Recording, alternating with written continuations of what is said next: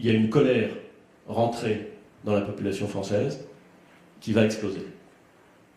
Et je termine mon propos après avoir présenté toute une série de choses qu'on va faire, sur l'idée que pour éviter la colère d'Achille, il faut la ruse du vice.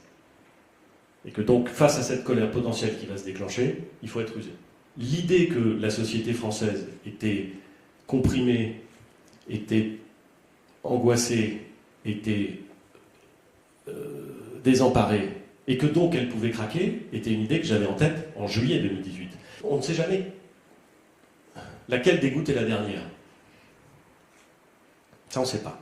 On peut pressentir, mais on ne le sait pas. En revanche, on peut savoir si le vase est bientôt plein. Et en 2017, on fait les ordonnances travail. Moi, je me dis, quand on fait les ordonnances travail, ça va être terrible. Parce que je me souviens de la loi travail.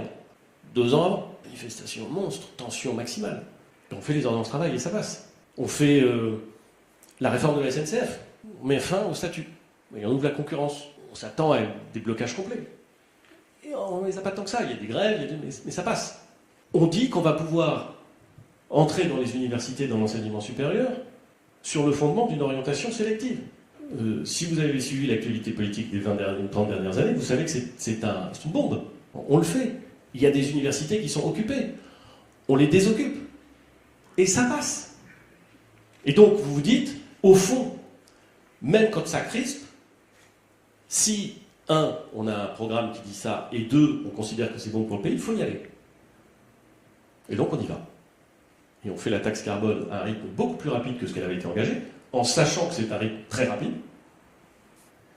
Et on ne voit pas que ce qui est passé auparavant ne va plus passer, et que la taxe carbone, et peut-être d'autres mesures, cristallisent le mécontentement et la colère que j'évoquais tout à l'heure.